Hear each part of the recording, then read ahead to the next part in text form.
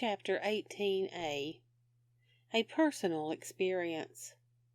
The will to live is an undeniably powerful force for survival, probably the most important factor in health and healing, as stated by Dr. Bernie Siegel in Love, Medicine, and Miracles. When someone has lost this will to live, many things can go wrong in their life. It's like a giving up. And when a person gives up, no matter what kind of treatment they obtain to correct their illness, a healing is very slow in taking place, if indeed it takes place at all. How can a person recover their will to live? One of the simplest ways is to use the script. Spirit, please locate the origin of the feelings that have caused me to lose my will to live, taking it through to the replacement. Let it go now, permanently. I want to live. I reclaim my will to live. I feel enthused about the future. I'm an active participant in life. I love life. Then finish it on out. One of the most profound experiences with a health condition that we have had in using the script came to our family in the spring of 1988. My husband had suffered several unfortunate experiences, which had caused extreme financial stress. Nothing seemed to be working for him. Not only had he lost most of the assets he had taken years to build, but he lost his self-worth, self-respect, self-esteem. Yes, and his will to live. He really didn't care whether he lived or died. In fact, he probably would rather have died than lived. For several months I watched him become more and more despondent. He's normally 6'2" tall, but he was literally starting to shrink, and he had no zest for anything in life. For some time he'd been contemplating about how he was aching clear down into his bones. He just hurt all over, and had a difficult time getting warm. It was all he could do to face each day. Then I started to notice a real peculiar odor about him. It wasn't his breath or body odor in the usual sense. The only way I can describe it is to say it was a metallic odor, unlike anything I'd ever smelled before on a person. He also had terrible headaches. His face broke out with several huge, horrible sores. He would wake up each morning and prepare for the day, only to run out of strength and energy in about an hour. Then he would feel the need to go back to bed. He was diagnosed as having leukemia. Of course, that was the last thing we needed. We had no insurance nor money with which to begin treatment. One evening after my husband had retired early, I decided to study the syllabus from a conference I had attended the previous year at one of the country's major universities. The conference was Behavioral Medicine and Health Psychology Conference. There were 6 guest clinicians, who are some of the nation's leading MDs and PhDs involved in Psychoneuroimmunology, which is a new branch of medical science. 2 of these participants were John Borsenko, PhD, and Stephen E. Locke, MD, of Harvard Medical School. Psychoneuroimmunology, which is concerned specifically with the impact of mental attitudes on the body's resistance to disease, especially exploring the links among and between the mind, the brain, and the immune system. The researchers involved in this field have established solid evidence that emotions, mental attitudes, and a person's ability to cope all strongly affect and determine the function of the immune system. The guest doctors at this conference had a remarkable understanding on how feelings, emotions, and attitudes affect a person's health. It was obvious from participating in this conference that these professionals were on the cutting edge of this information. The syllabus I was studying was a compilation of articles that these doctors had written for professional publications. This particular night I was hoping to locate additional clues as to the emotional causes of leukemia, to validate or invalidate information I already had from previous research. when I discovered that deep depression was one of the emotional causes of leukemia. I knew that was my husband's problem. There was no doubt in my mind. It was about midnight, and I was preparing to go to bed when my husband came into the den where I was studying. He knew that I had been searching for some answers, so he asked me what I had found. When I told him that deep depression was one of the feelings that causes leukemia, he quickly sat down on the couch and said, "Well, let's take care of it." Now, mind you, this man is one of the world's greatest doubters and skeptics where things like the script are concerned.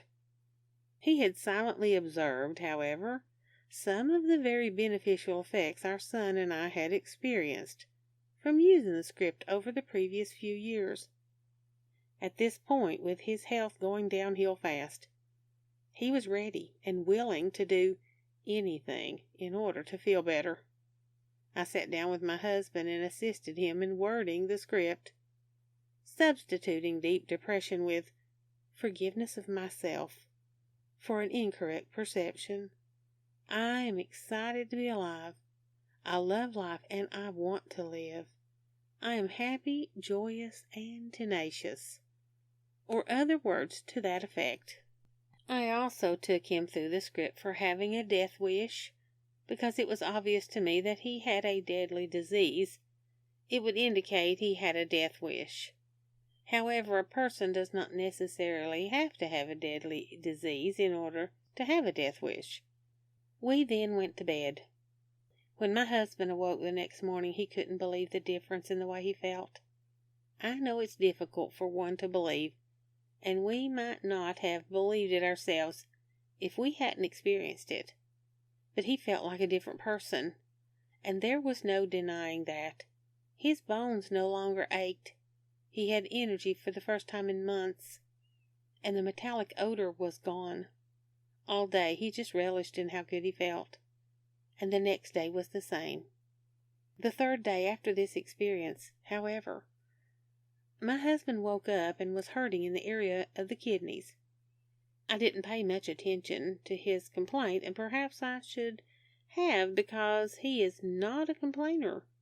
I was just so happy to have him feeling better that I thought the pain in that area would surely go away soon. Well, it didn't. All day he walked around bent over, and by night he was completely doubled over from the pain. We finally looked up the feelings that cause kidney problems and went through the script for those feelings. He went to bed, and when he awoke the next morning, the pain was gone. And to this day, 3 years later, the pain has never reoccurred. Could it be that simple? Our experiences have been that the answer to this question is an absolute and resounding yes. It's just we human beings who make it so complicated. For the next 10 days, my husband experienced one health problem after another. It was like he was retracing emotional pains of the past. The vibrations of the negative feelings that he had been holding on to for so long were finally manifesting themselves. His physical pain was now letting him know that he needed to get in touch with the inappropriate feelings that he had buried, feelings that were on their way to manifesting disease. This experience gave him the opportunity to release some of the old feelings he didn't even realize he had, let alone that he had hung on to all these years. Needless to say, he was very, very grateful for this tool, and as his health continued to improve, along with other aspects of his life, he became one of the greatest supporters of the script.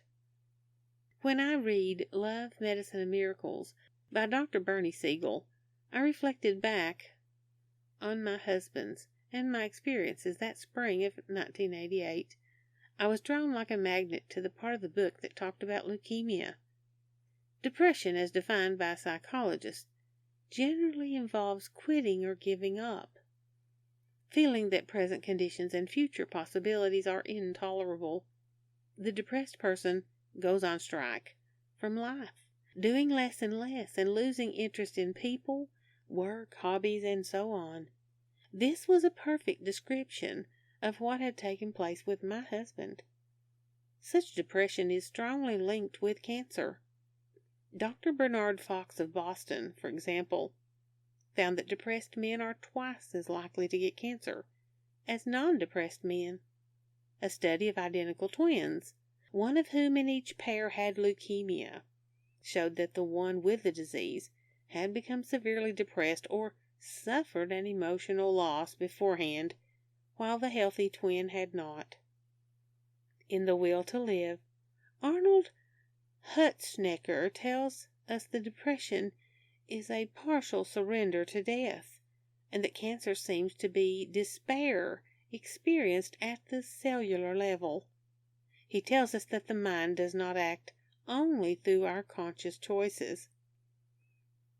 Many of its effects are realized directly in the body's tissues, without any awareness on our part. He points out some of our common expressions. She's a pain in the neck, or asks, "Get off my back. This problem is eating me alive. You're breaking my heart." The body responds to the mind's messages, whether they're conscious or unconscious messages. Generally, these may be live or die messages. Dr. Hutschnecker is convinced that we not only have survival mechanisms, such as the fight-or-flight response, but we also have a die mechanism that actively stops our defenses, slowing the body's functions and bringing us toward death when we feel our life is not worth living. May I tell you that the first time I read a list of probable emotional causes of physical illness, I became indignant. To think that someone would have the audacity to insinuate that I feel such and such, thereby causing particular health problems I had been plagued with during my life, was almost more than I could tolerate and accept. I literally threw down the list and walked off in a huff. It's totally impossible, I thought for over a week, that feelings could cause a person's health problems. Well, this new idea, wouldn't leave me alone, nor would the idea go away. So I decided I had better look at it squarely. When I finally did, I had to admit there was definitely a lot more truth to the theory than I could have possibly imagined. The following list may indicate one or several possible feelings for a disease or illness. It doesn't mean that you have to be bothered by all those feelings. You may only feel 1 out of 5, or you may feel 2 or 3. Keep in mind that these feelings are usually on a subconscious level. Whatever your feelings are, or whatever you recognize as being a part of you, take those feelings through the script. Remember, these feelings have probably been buried a long, long time, completely covering over the memory of perfection in your cells. So you may have become totally numb to them. To realize results requires owning whatever feelings are indicated that you identify with, processing them through the script. Thankfully, you may have experienced health problems that have been treated successfully, but as Barbara Ann Brennan so strongly suggests and states in her book, Hands of Light, if the inner healing is not also done, and the faulty belief system not challenged, illness will again precipitate into the physical body, even after present symptoms have been removed. In other words, symptoms of an illness may be removed, but in order to achieve a complete resolution of that illness, an inner healing and changing of belief systems must take place before the disease is eradicated. To accomplish this, look at the illness list, locate the feelings that could be the probable cause for you, then go through the script stating those probable feelings, and replace them with appropriate opposite feelings. The following are 2 examples of how to process the feelings indicated for the first illness on the list. Example 1. Locate the origin of my incorrect use of judgment or my incorrect use of wisdom. A possible replacement would be, I open my mind and heart to truth. I accept truth. I make correct decisions. Then finish the script. Example number 2. Locate the origin of my feelings that cause me to identify with my possessions and have little sense of self. Replace with something like, I do not need possessions to give me identity. I feel a great sense of self. I feel love and respect for myself.